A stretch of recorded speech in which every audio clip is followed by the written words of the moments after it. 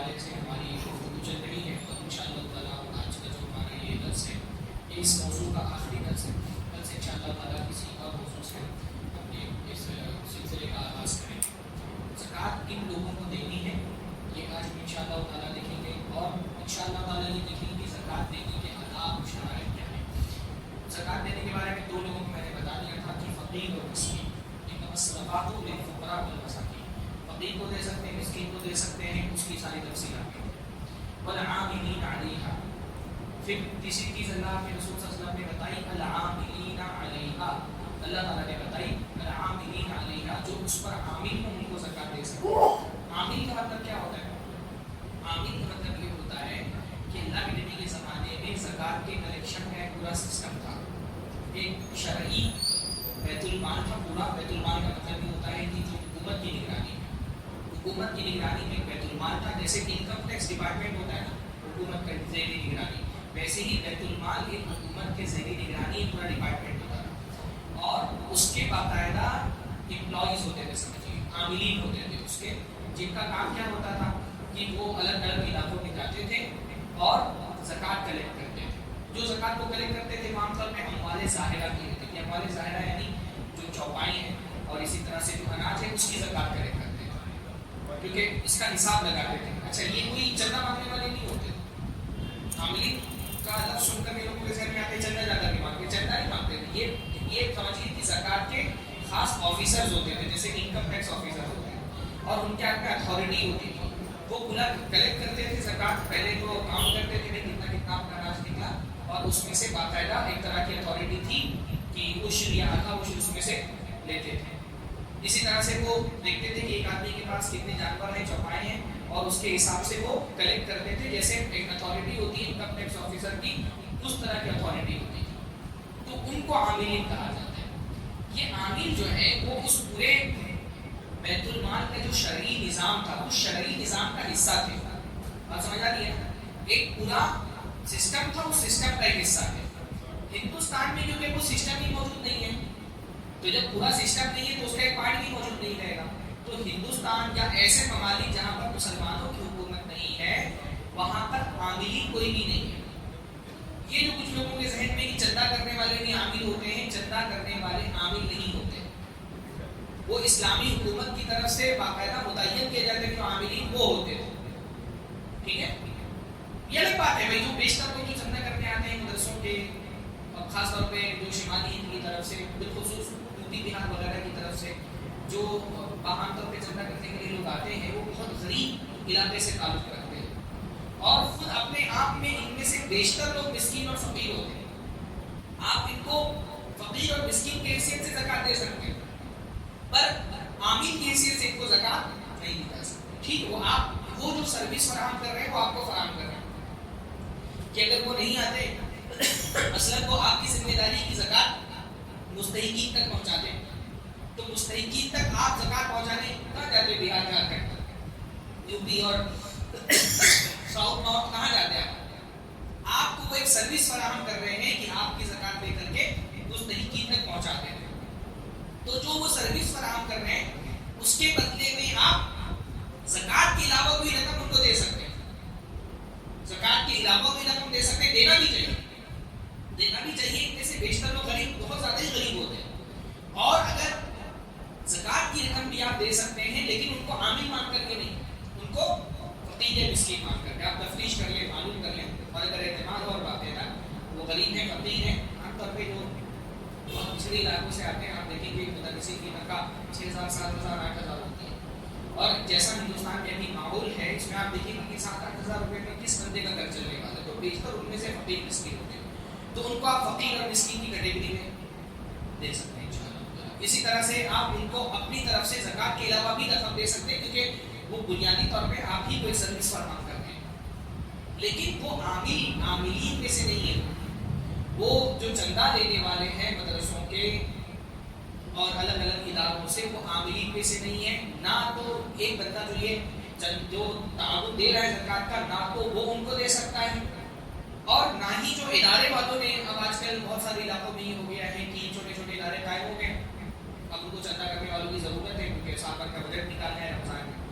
تو بہت سارے اداروں میں بھی ہونے لگا ہے کہ باقاعدہ کٹ دیتے ہیں پرسنٹ پہ کہ میرے مدرسے کا چندہ کر کے آؤ، کوئی 25% پہ آ رہا ہے، کوئی 30% پہ آ رہا ہے، کوئی 20% پہ، بعض لوگ 50% پہ آ جاتے ہیں کہ جتنا ہوگا اس میں سے 50% پہ آ۔ شرعی طور پہ اس کے جواز کا کوئی راستہ نہیں۔ یہ جو پرسنٹ پر چندہ کر رہے ہیں آج کل بہت سارے لوگ، شرعی طور پہ اس کی کوئی گنجائش ہی نہیں ہے۔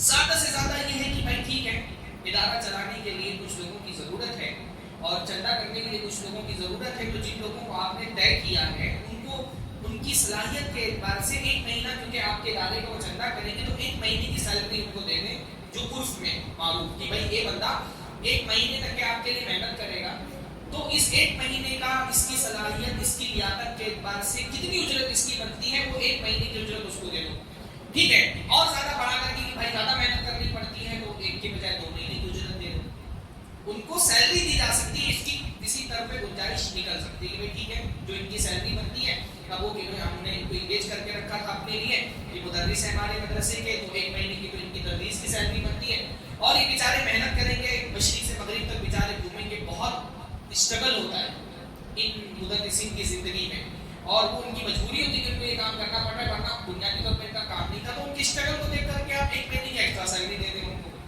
جو ان کی لیاقت ہے، جو ان کی صلاحیت ہے اس کے حساب سے۔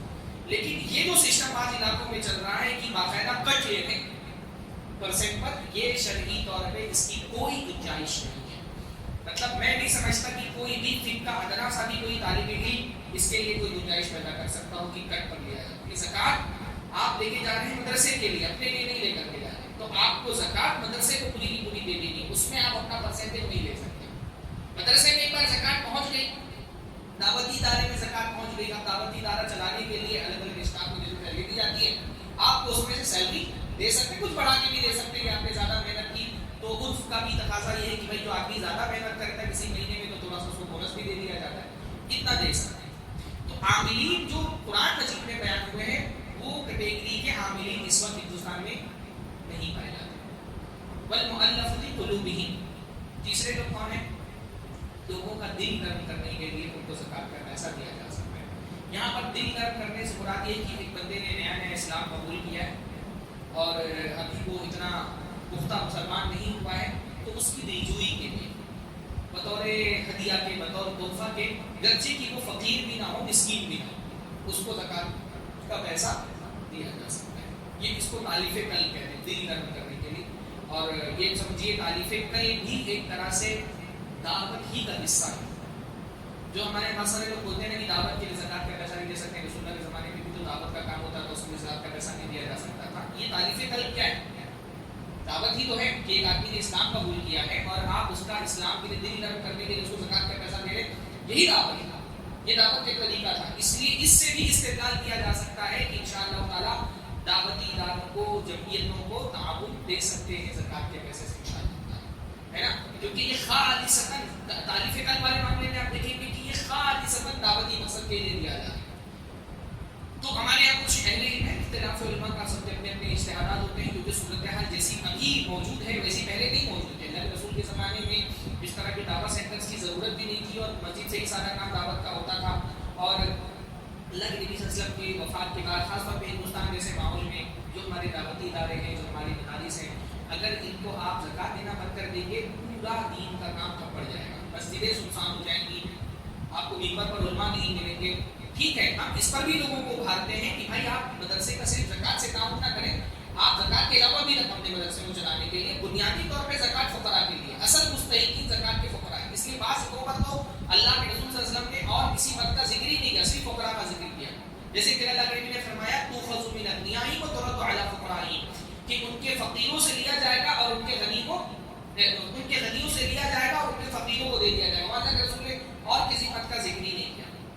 تو یہ بات کسی حد تک کہ اس پر ابھارنا چاہیے لوگوں کو، لیکن مدارس، ہمارے دعوتی ادارے، ہماری جمعیتیں، بلکہ جو مسجدوں میں دعوتی مراکز ہوتے ہیں، دعوتی شعبے ہوتے ہیں، ان کو انشاءاللہ تعالی زکوٰۃ کے پیسے سے ان کو مدد کی جا سکتی ہے، ان کو کھڑا کیا جا سکتا ہے۔ تو تالیف قلب کے لیے بعض اہل علم نے تالیف قلب میں ایک بات یہ بھی شامل کی ہے کہ جیسے کوئی علاقہ ہے جہاں پر مسلمان تھوڑا سا قلت میں ہیں اور وہاں کافروں کا غلبہ ہے مسلمانوں پر، اور اس بات کا امکان ہے کہ کافر مسلمانوں پر ظلم کریں گے، تو آپ تھوڑا بہت زکوٰۃ کا پیسہ ایسے شخص کو دے سکتے ہیں جو دل اس کا ڈر ہو جائے مسلمانوں کے لیے اور مسلمانوں پر ظلم نہ کرے. اس پہ بھی انشاءاللہ تعالیٰ, ورنہ اصلاً کافر کے لیے زکوٰۃ نہیں ہے, لیکن بعض لوگوں نے اس کی گنجائش رکھی.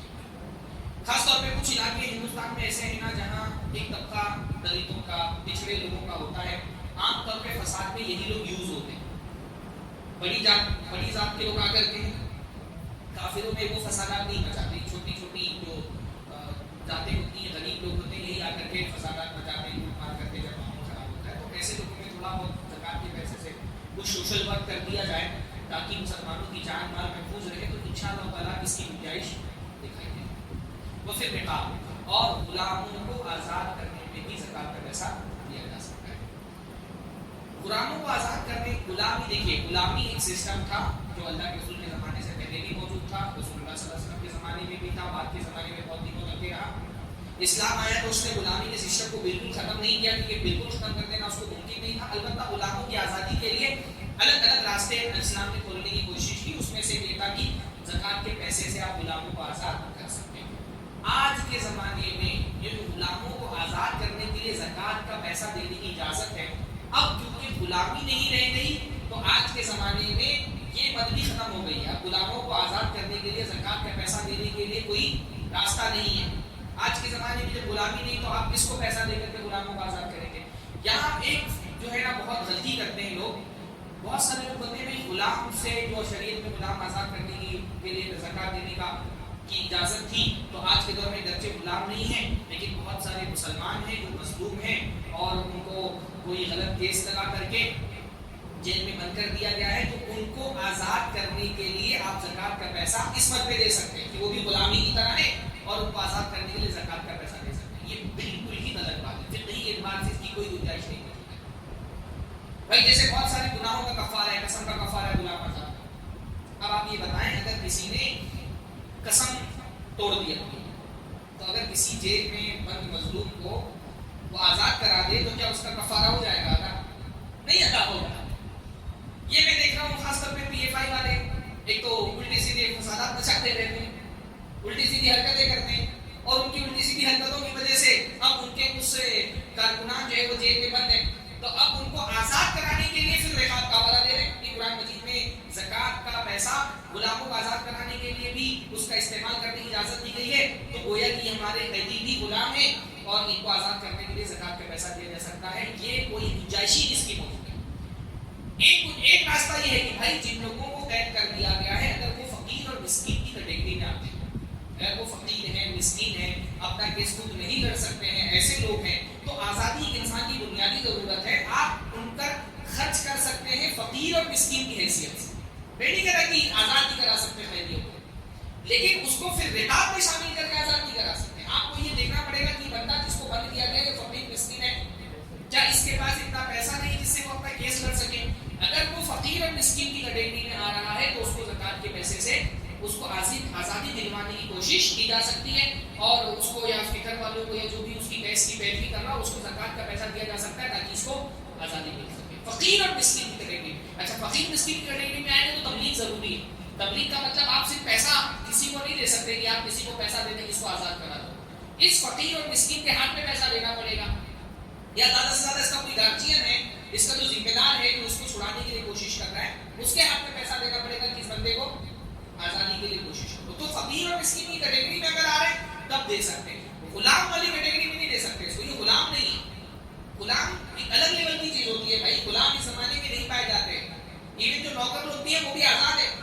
ہاں آپ کوئی بولے کہ بھائی یہ تو نوکر ہے, یہ بھی غلام ہے, اس کو اتنا پیسہ دے دو کہ اس کو نوکری نہ کرنا پڑے, ہاں, ورنہ اس کو بیچارے کو بار بار ہر بات میں اپنے باس پہ ہاں یہاں ملانی پڑتی ہے. ایسے قیاس نہیں ہوتا ہے. وہ غلام نہیں ہے. غلامی ختم ہو چکی دنیا کے اندر سے, لہٰذا غلاموں کی آزادی کے لیے جو قرآن مجید میں بند رکھی تھی کہ اس میں سے آپ زکوٰۃ کا پیسہ دے سکتے ہیں, اس میں سے آپ جیل میں قیدیوں کو نہیں دے سکتے. فقیر مسکین کی کیٹیگری میں آ رہا ہے تو دے سکتے ہیں. ایسے بہت سارے لوگ ہیں, بہت ساری تنظیموں کو میں نے دیکھا ہے ماشاء اللہ وہ یہ کام کرتی ہیں. مطلب جیلوں میں کچھ ایسے لوگ بھی بند ہوتے ہیں نا کہ جو 2000-5000 ان کو ضمانت دینی ہوتی ہے چھڑانے کے لیے. وہ اتنے غریب ہوتے ہیں کہ ان کے پاس 2-5 ہزار ضمانت کا پیسہ بھی نہیں ہوتا. ایسے بھی لوگ جب آپ معلوم کریں گے نا, ہمارے یہاں ممبئی میں پاس تنظیم الحمدللہ یہ بہت اچھا کام کر رہی ہے. تو ایسے لوگوں کو آپ اس مت میں دے سکتے ہیں کہ بیچارہ غریب ہے، آزاد رہنا اس کی ضرورت ہے، اب وہ آزاد نہیں ہو پا رہا ہے، 2-5 ہزار اس کو ضمانت کا پیسہ دینے کے لیے بھی اس کے پاس نہیں ہے، تو ایسے لوگوں کا ضمانت کا پیسہ ادا کرا کر کے آزاد کرا سکتے ہیں. بلکہ یہ کام ہے جس کو اور بڑے وسیع پیمانے پر کرنے کی ضرورت ہے. الحمدللہ بہت ساری تنظیمیں کام کر بھی رہی ہیں الحمدللہ. تو لیکن غلام نہیں ہے، جو کھیت میں قید ہوتے ہیں وہ غلام نہیں ہوتے، لہٰذا غلام کا اطلاق ان پر کرنا صحیح نہیں ہے.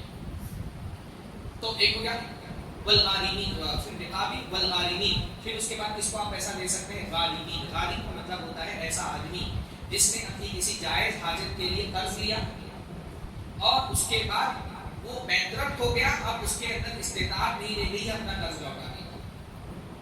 ہر مخلوق کو آپ زکات کا پیسہ بھی دے سکتے ہیں، ورنہ تو ہم میں سے ایک آدمی زکات کے مستحق جائے گا. ہم میں سے کون اس کے پاس سر پہ قرض نہیں ہے. ہر قرض والے کو زکات کا پیسہ نہیں دے سکتے. کون سے قرض والے کو زکات کا پیسہ دے سکتے ہیں؟ جس کے پاس، جس نے کسی کا شرعی جائز کام کے لیے، اپنے خرچ کے لیے یا گھر بنوانے کے لیے یا کسی کاروبار کے لیے قرضہ لیا، اس کی نیت لوٹانے کی تھی، اس نے کوئی گناہ کے کام کے لیے نہیں لیا تھا، لیکن بینکرپٹ ہو گیا، کاروبار نہیں چلا، کوئی اس کی زندگی میں مصیبت آ گئی، بیمار ہو گیا، کسی بھی وجہ سے اب اس کے اندر قرضہ لوٹانے کی صلاحیت نہیں رہ گئی ہے، تو ایسے مقروض آدمی کو زکات کا پیسہ دے کر کے اس کا قرضہ اتارا جا سکتا ہے. یہ بھی بہت نیکی کا کام ہے. اللہ کے نبی صلی اللہ علیہ وسلم نے فرمایا کہ احب الاعمال الی اللہ سرور تدخلہ فی قلب مسلم. اللہ کے نزدیک سب سے محبوب عمل وہ خوشی ہے جو تم ایک مسلمان کے دل میں ڈالتے ہو، یا تو اس کی بھوک مٹا دو، اور تقضی عنہ دینا، اس میں لفظ ہے کہ یا پھر اس کے طرف سے قرضہ ادا کر دو. صحابہ کرام میں اللہ رسول صلی اللہ علیہ وسلم کے زمانے میں آپ کو بہت ملے گا کہ صحابہ اللہ کے رسول صلی اللہ علیہ وسلم لوگوں کے قرض کی ادائیگی کر دیتے تھے. تو اگر اللہ تعالیٰ نے توفیق دی ہے، قرض کے بوجھ تلے آدمی جو دبا رہتا ہے اس کا سکون چین چھین جاتا ہے، تو ایسے شخص کو قرض دینا چاہیے. تو والغارمین وفی سبیل اللہ، اور سبیل اللہ میں آپ زکات کا پیسہ دے سکتے ہیں. سبیل اللہ، اللہ کے نبی صلی اللہ علیہ وسلم کے زمانے میں جب سبیل اللہ کہا جاتا تھا اس سے مراد تھا جہاد. رسول اللہ کے زمانے میں جہاد ہوتا تھا. یہ جہاد فساد نہیں ہوتا ہے آج کے زمانے میں یہاں پہ بم پھوڑ دیا، وہاں پہ اس کو مار دیا، قتل کر دیا، اس کو جہاد کر دیا. جہاد باقاعدہ ایک لیجیٹیمیٹ جہاد ہوتا تھا، مطلب ریاست ہے. اس لیے اللہ کے نبی صلی اللہ علیہ وسلم جب تک کہ مکہ میں تھے، اللہ کے نبی صلی اللہ علیہ وسلم نے کسی پر تلوار نہیں اٹھائی، کیونکہ مکہ میں ریاست ہی نہیں تھی. جب مدینہ آ گئے اب ایک ریاست بن گئی، حکومت بن گئی. حکومت کے بہت سارے شعبے ہوتے ہیں، اس میں ڈیفینس کا وہ شعبہ بھی ہوتا ہے.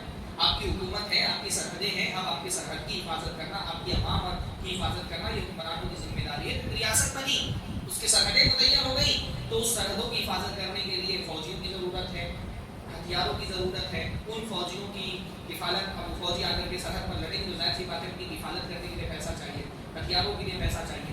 تو اس میں اللہ کے نبی صلی اللہ علیہ وسلم نے اس جہاد میں جو ریاست کی ماتحتی میں ہوتا ہے، جہاد ہمیشہ ریاست کی ماتحتی میں ہوگا. انڈیویجول جہاد کا اسلام میں کوئی تصور نہیں ہے. کوئی آدمی اکیلے کھڑا ہو جائے میں جہاد کرنے جا رہا ہوں. جہاد ہمیشہ ریاست کی ماتحتی میں ہوتا ہے. حکومت کا ایک شعبہ ہوتا ہے، جیسے ہر حکومت کا ایک شعبہ ہے. ہندوستان میں ڈیفینس کا شعبہ ہے، افغانستان میں ڈیفینس کا شعبہ ہے، امریکہ میں ڈیفینس کا شعبہ ہے. سب کا ڈیفینس کا شعبہ ہوتا ہے اپنے ملک کی، اپنے سرحدوں کی حفاظت کرنے کے لیے. تو ایسے جو مسلم ملک ہے اس میں جو ڈیفینس کا شعبہ ہے اس میں زکات کا پیسہ دیا جا سکتا ہے. انڈیویجول کوئی جہاد ہمارے دین کے اندر نہیں ہوتا. البتہ اہل علم میں یہ ہے کہ بھائی اللہ کے رسول صلی اللہ علیہ وسلم کے زمانے میں یہ جہاد ہو رہا تھا. آج کے زمانے میں ہندوستان کی جو صورتحال ہے اس میں تلوار والا جہاد تو نہیں ہو رہا ہے، لیکن یہ جو دعوت کا کام ہو رہا ہے، دین کی حفاظت کا کام ہو رہا ہے، مدارس میں دین کی تعلیم ہو رہی ہے، وہاں سے علماء نکل رہے ہیں، دعات نکل رہے ہیں، ان کی محنتوں سے دین الحمدللہ ہمارے یہاں باقی ہے. یہ جو دعوت کا، تعلیم کا جو کام ہے یہ بھی ایک طرح کا جہاد ہے، بلکہ جہاد سے افضل ترین کام ہے. اس لیے اللہ کے نبی اللہ تعالیٰ نے قرآن میں فرمایا فَلَوْلَا نَفَرَ مِن كُلِّ فِرْقَةٍ مِنْهُمْ طَائِفَةٌ لِيَتَفَقَّهُوا فِي الدِّينِ کہ ساری جماعتیں جہاد کے لیے نکل جائیں. ایک جماعت ایسی ہونی چاہیے جو جہاد چھوڑ کر کے دین کا علم حاصل کرے. جہاد سے زیادہ اہمیت جس کو دی گئی کہ دین کا علم حاصل کرو. لِيُنذِرُوا قَوْمَهُمْ إِذَا رَجَعُوا إِلَيْهِمْ تاکہ جب وہ لوٹیں تو اپنی قوم والوں کو ڈرائیں. تو یہ جو قلم کے ذریعے سے، زبان کے ذریعے سے دین کا دعوت کا کام ہو رہا ہے، اس کا بھی مقصد اللہ کے دین کو پھیلانا، اس کے کلمے کو بلند کرنا ہے، اس کے کلمے کو بلند کرنا ہے. جیسے دوسرے سارے کاموں میں مقصد کیا ہوتا ہے؟ اللہ کے کلمے کو بلند کرنا. تو اس طرح کے کاموں میں بھی انشاءاللہ تعالیٰ دعوت کے کام میں، مدارس میں، تعلیمی اداروں میں، دینی دعوتی اداروں میں انشاءاللہ تعالیٰ زکات کا پیسہ دیا جا سکتا ہے. وفی سبیل اللہ وابن السبیل، ابن السبیل میں بھی انشاءاللہ تعالیٰ زکات کا پیسہ دیا جا سکتا ہے. ابن السبیل یعنی مسافر. اب یہ بھی جو کیٹیگری ہے مسافروں والی نا، یہ بھی ختم ہو گئی تقریباً آج کے دن. پہلے زمانے کے جو مسافر ہوتے تھے وہ کیسے ہوتے تھے؟ پہلے زمانے کے مسافر ایسے ہوتے تھے نا کہ ایک آدمی اپنے گھر سے نکلا، گھر میں وہ اپنے شہر میں کروڑ پتی ہے، لیکن سہولتیں اتنی نہیں تھی راستوں کی، اور سفر لمبے لمبے ہوتے تھے. جیسے کوئی تجارت کے لیے گیا 4 مہینہ 5 مہینہ 1 سال بعد واپس آ رہا ہے، گھوم پھر کر کے یہاں سے کچھ سامان لے کر کے گیا، پھر وہاں سے کچھ سامان لے کر کے آ رہا ہے، تو مہینوں سالوں کے سفر ہوتے تھے. اب وہ مہینے سال بھر کا خرچہ اپنے ساتھ لے کے نہیں چل سکتا ہے کہ سارا اناج اور کھانا پینا ساتھ میں لے کر کے جائے، تو وہ راستے میں غریب ہو جاتا تھا. اپنے شہر میں جو امیر ہوتا تھا وہ راستے میں فقیر ہو جاتا تھا، غریب ہو جاتا تھا. اگر راستے میں اس کا تعلق نہ کرے تو وہ مر جائے گا. جو آپ حدیثوں کے اندر یہ مہمان نوازی والی حدیثیں سنتے ہیں نا کہ اپنے مہمان کی میزبانی ہو، یہ ساری مہمان نوازی والی حدیثیں کہ ہمارے دور والے مہمانوں کے لیے اصل نہیں ہے کہ آپ کے گھر پہ کوئی آیا ہے آپ کا رشتے دار 4-5 دن کے لیے. یہ جو مہمان ہوتے تھے نا یہ مسافر ہوتے تھے، کئی علاقے سے گزر رہے ہیں، بھوک لگی ہے، گھر سے اناج تھوڑی پورا لے کے جا سکتے ہیں. اب جو قافلے کے لوگ ہیں، جو وہاں قبیلے کے لوگ ہیں، اگر قبیلے کے لوگ ضیافت نہیں کریں گے تو یہ تو بیچارہ بھوکے مر جائے گا، اس کو کیسے کھانا پانی ملے گا.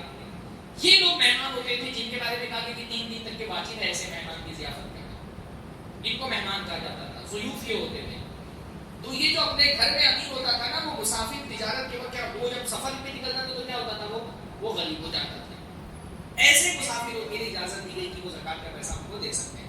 اب ہمارے زمانے میں یہ پرابلم رہی نہیں کہ الحمدللہ اب تو بھائی آپ سفر پہ ہیں، آپ کا پیسہ ختم ہو گیا، موبائل آپ کے ہاتھ میں، سارا پیسہ آپ کروڑوں روپے ہاتھ میں لے کے چل سکتے ہیں. پریشر پر پیسہ ختم ہو گیا، ATM کارڈ ہے آپ کے پاس میں، آپ نکال کے کہیں سے منگوا لیں آپ پیسہ.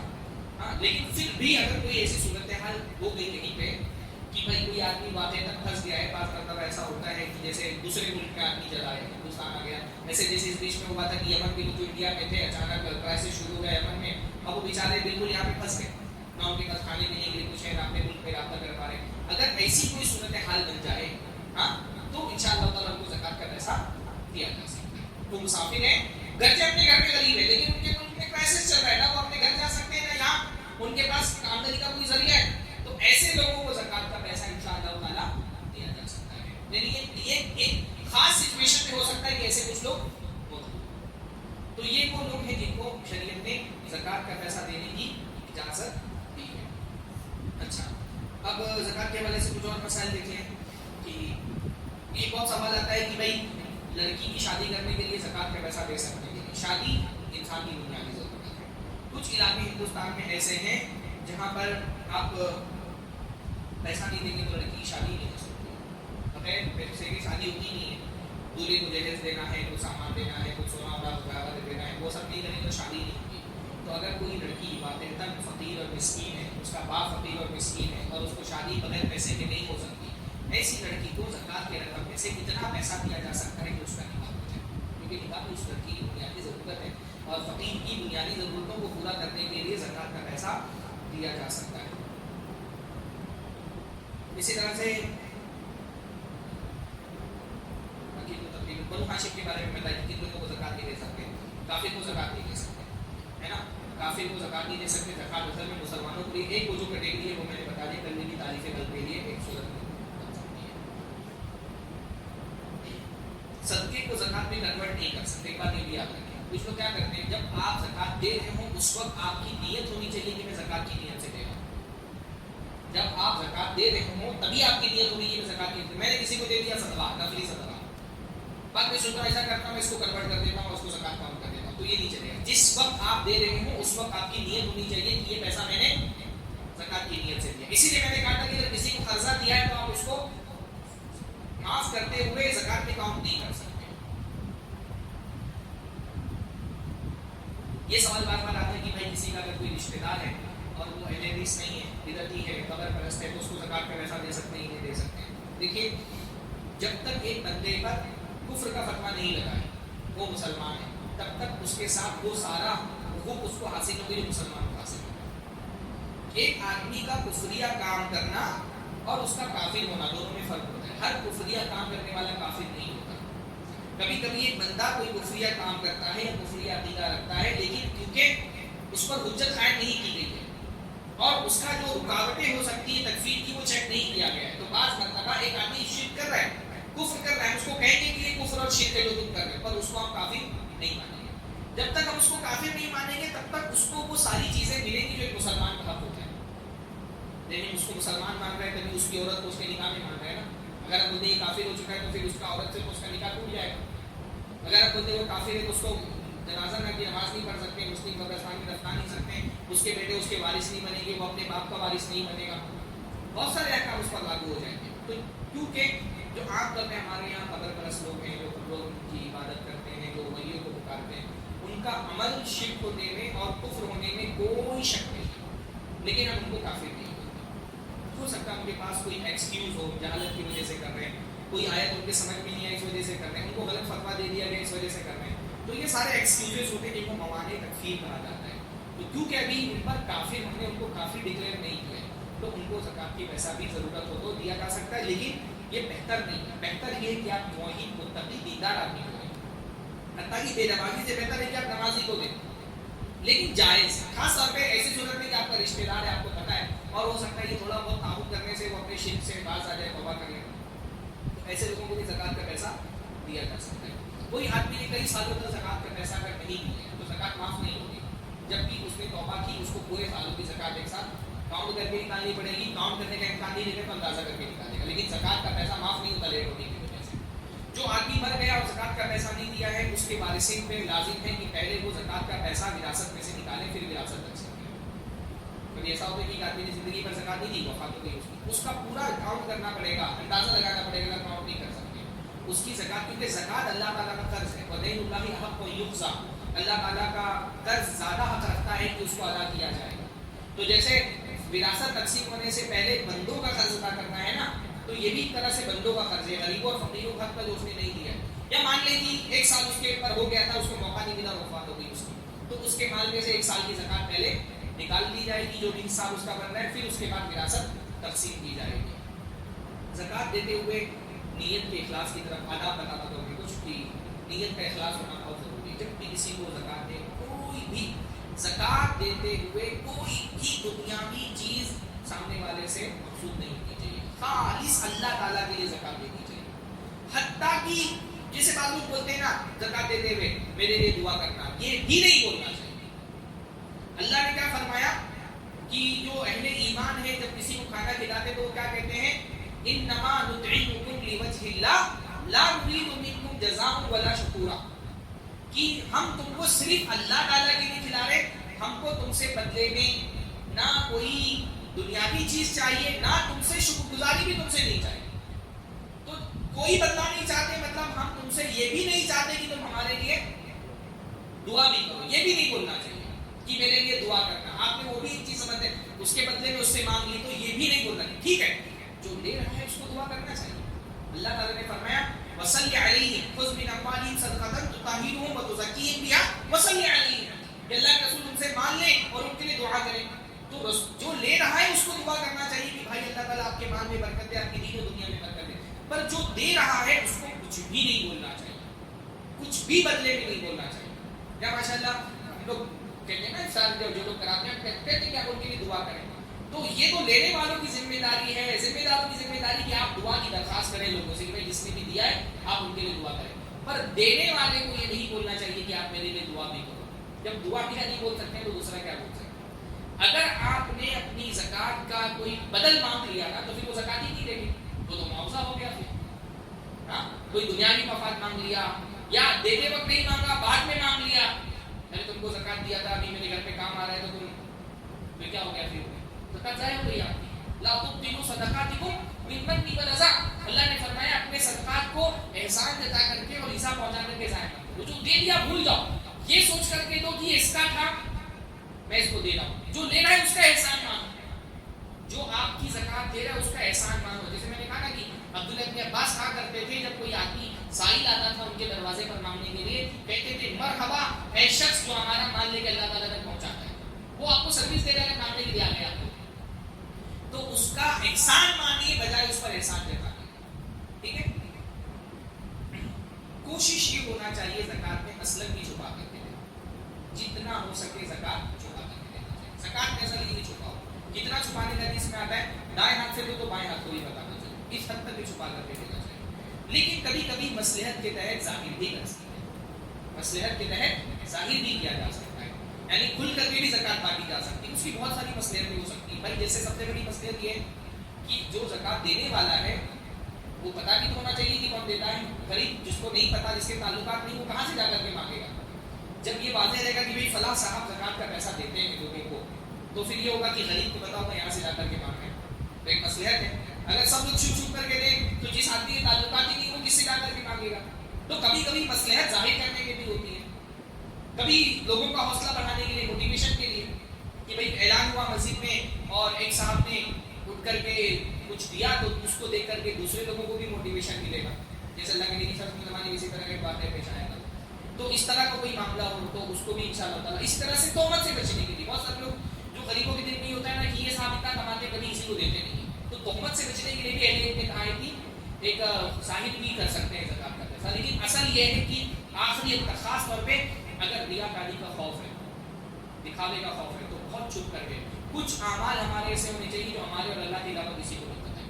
تو اگر مصلحتوں کو ظاہر بھی کرنا ہے تو کچھ آپ کا تعاون، صدقہ، خیرات ایسا ہونا چاہیے جو آپ کے اور اللہ کے علاوہ کسی کو بھی نہ پتہ ہو، صرف آپ کے اور اللہ کے بیچ میں. جتنا اس میں آپ چھپ کر کے رہیں گے. اچھا بہت سارے لوگوں کی عادت کیا ہوتی ہے؟ دیتے ہیں اللہ تعالیٰ کے راستے میں، غریبوں کو دے رہے ہیں، رشتے داروں کو دے رہے ہیں، مسجد میں دے رہے ہیں، مدرسے میں دے رہے ہیں. بہت اچھی بات ہے آپ کو دی ہے، لیکن پھر اس کے بعد اس کو ضائع کر دیتے ہیں، دکھا کر کے ضائع کر دیتے ہیں. بہت سارے لوگ تو مطلب ایک دم اتاولے ہوتے ہیں بتانے کے لیے اتاول ہوتے ہیں کہ کس کو دیا. ان کے ساتھ آپ رمضان میں بیٹھ کر وہ بولیں گے ہاں وہ آئے تھے مولانا، ان کو اتنا دیا، اور یہ مدرسے میں اتنا دیا، اور یہ ادارے میں اتنا دیا، اور فلاں رشتے دار کو اتنا دیا. الحمدللہ الحمدللہ. شیطان ہم سے الحمدللہ بلوا کر کے ہمارے عمل ضائع کرا دیتا ہے. آپ نے دیا، اللہ تعالیٰ نے دیا. خاص طور پہ انڈیویجول کسی کو دیا ہے تو دوسروں کے سامنے ظاہر نہ کریں، اس کی بھی عزت رکھیں، اس کو بے عزت نہ کریں. نہ بیت المال والوں کو یہ کام کرنا چاہیے، انڈیویجولی لوگوں کو کرنا چاہیے. جس کو آپ نے دیا اللہ کے لیے دیا نا، تو جو آپ کے ساتھ بیٹھا ہوا اس کو بتانے کی کیا ضرورت ہے؟ ایک رشتے دار کو دیا تو دوسرے رشتے دار کو بتانے کی کیا ضرورت ہے؟ اس میں تو کوئی مصلحت نہیں ہے. شیطان کیا کرتا ہے؟ پہلے ہم کو نیکیوں سے روکتا ہے. جب وہ نیکیوں سے نہیں روک پاتا تو کیا کرتا ہے؟ وہ سوچتا ہے کہ کر تو لیا اس بندے نے، اب ایسا کچھ کرا دو کہ جو کر لیا ہے وہ ظاہر ہو جائے. تو یہ بہت خراب عادت ہے. اس لیے جب آپ کو ریاکاری کا خوف ہو تو بالکل منہ مت کھولو کسی کے سامنے، ایک دم چھپ کر کے. بہت سارے ہوتے ہیں کہ وہ جان بوجھ کر کے جو ہے نا وہ ایسے وہ گڈی ہمارے ممبئی میں بہت دیکھا میں نے، وہ پورا اس کی گڈی بنا کر کے رکھتے ہیں رسیدوں کی. مت ظاہر کرو کسی کے سامنے کہ کتنا دیتے ہو آپ اس کو دیتے، رائٹ مت کرو اس کو کسی کے سامنے. تو یہ کچھ اس کے متعلق آکام تھے. میرے خیال سے کافی کچھ باتیں تو آ گئی. اللہ تعالیٰ سے دعا ہے کہ اللہ تعالیٰ سب کو فضائل والی بات رہی. ان شاء اللہ تعالیٰ کبھی موقع ملا